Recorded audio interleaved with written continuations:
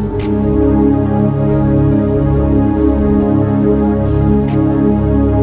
ప్రభువును మన రక్షకుడు అయిన యేసుక్రీస్తు నామమున అందరికీ వందనాలు.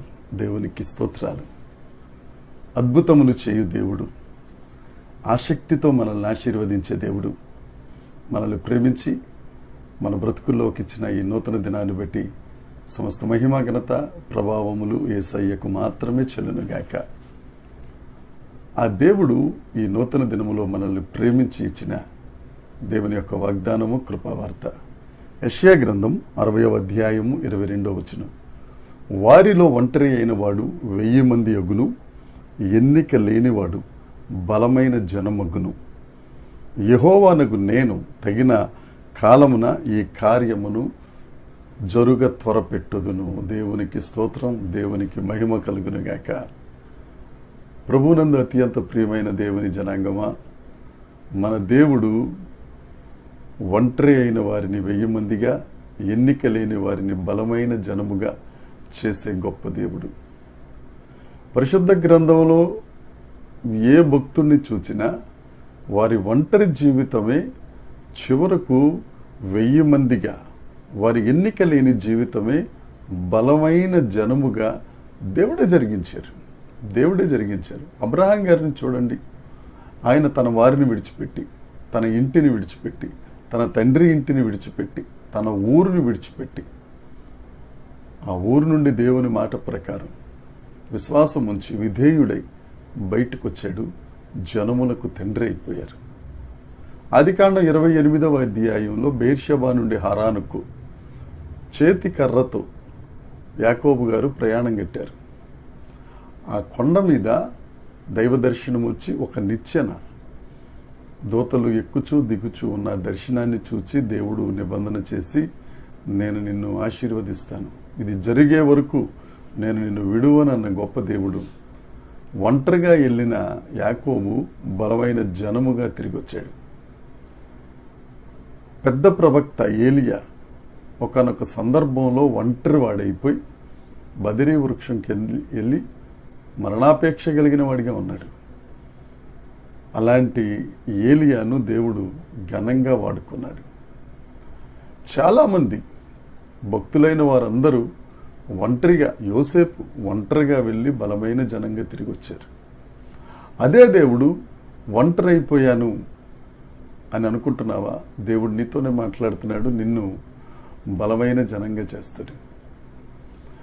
ఎవరైనా మనం ప్రేమించిన వారు, తండ్రి కానీ తల్లి కానీ ఇంకో కుటుంబస్తులు ఎవరైనా మనల్ని విడిచి ప్రభువునందు నిద్రించినప్పుడు ఒక రకమైన ఒత్తిడి, ఒక రకమైన డిప్రెషన్లోనికి వెళ్తాం. ఆ పరిస్థితులలో నుండి బయటికి తీసుకొచ్చే పని దేవుడు ఒక్కరి వలననే, గాయమును కట్టే దేవుడు ఆయనే గనుక. నువ్వు ఆ పరిస్థితులలో ఒంటరి అయిపోతే నేను 1000 మందిగా చేసే దేవుడు ఆయన మన పక్షాన ఉన్నారు. ఆయన మనల్ని బలమైన జనంగా చేస్తారు. ఎలా అండి అని అంటే, నీ ఒంటరితనంలో, నీ బలహీన సమయములలో నువ్వు దేవుణ్ణి ఆశ్రయించినట్లయితే, దేవుని దగ్గరకు వచ్చినట్లయితే, నీ పరిస్థితిని దేవుని దగ్గర విన్నవించుకున్నట్లయితే, యెహోవానగు నేను తగిన సమయమందు నేను నిన్ను ఆశీర్వదిస్తానని దేవుడు వాగ్దానం చేశారు. ఆయన నిన్ను ఆశీర్వదిస్తారు. నువ్వు ఆశీర్వాదమునకు ఆ కారణంగా, ఆశీర్వాదానికి పొందుకోవటానికి అర్హత కలిగిన వాడిగా దేవుడు నిన్ను సృష్టించారు. నువ్వు ఒంటరి అయిపోయావని బాధపడవలసిన అవసరం లేదు. జనాలందరూ నన్ను విడిచి వెళ్ళిపోతున్నారండి, నేను వారికి ఎంత మంచి చేసినా నా దగ్గర నుంచి లబ్ధి పొందుకుని నన్ను విడిచిపోతున్నారు, నేను ఒక్కడినైపోతున్నాను. ఒంటరి అయినప్పుడల్లా నేను చాలా నిరాశకు గురైపోతున్నాను. మరలా ఎవరో ఒకరు వస్తారు, నన్ను వినియోగించుకుని విడిచిపెట్టి వెళ్ళిపోతారని అనుకుంటున్నావా? కానీ దేవుడు అలాంటి వాడు కాదు. నీ కొరకు వ్యయమైపోయిన దేవుడు యేసుక్రీస్తు ప్రభు. వాళ్ళందరూ నీ ప్రాణం తీసి వెళ్ళిపోయారేమో, నీ కొరకు ప్రాణం పెట్టిన దేవుడు యేసుక్రీస్తు ప్రభు. ఆ దేవుడు అంటున్నారు, మీలో ఒంటరి అయిన వాడు 1000 మందిగా, ఎన్నిక లేనివాడు బలమైన జనముగా నేను చేస్తాను, అది తగిన కాలం ముందు ఆ కార్యాన్ని నేను నెరవేరుస్తాను అంటున్నాడు ఆయన. ఆ దేవుని మీద ఆధారపడదాం. ఆ తగిన సమయం కొరకు దేవుని దగ్గర కనిపెట్టుకుందాం. మాట ఇచ్చిన దేవుడు దాటిపోయే దేవుడు కాదు. తప్పక నిన్ను ఆశీర్వదించి ఎందరైతే నిన్ను ఒంటరిని చేసి వెళ్ళిపోయారో వారందరి ఎదుట నీ తలపైకెత్తువాడిగా, నీ చేతిని పైనున్న చేయిగా చేస్తాడు ఆయన. ఆయన జ్ఞానం సిగ్గుపరచడానికి జ్ఞానహీనులైన వారిని, ఎన్నిక కలిగిన వారిని సిగ్గుపరచడానికి ఎన్నిక లేని వారిని ఏర్పాటు చేసుకుని గొప్ప కార్యాలు చేసే గొప్ప దేవుడు ఆయన. ఆ దేవుడిని నమ్ముకుందాం. ఈ వాగ్దానం నీ కోసమే. ఈ వాగ్దానాన్ని స్వతంత్రించుకో.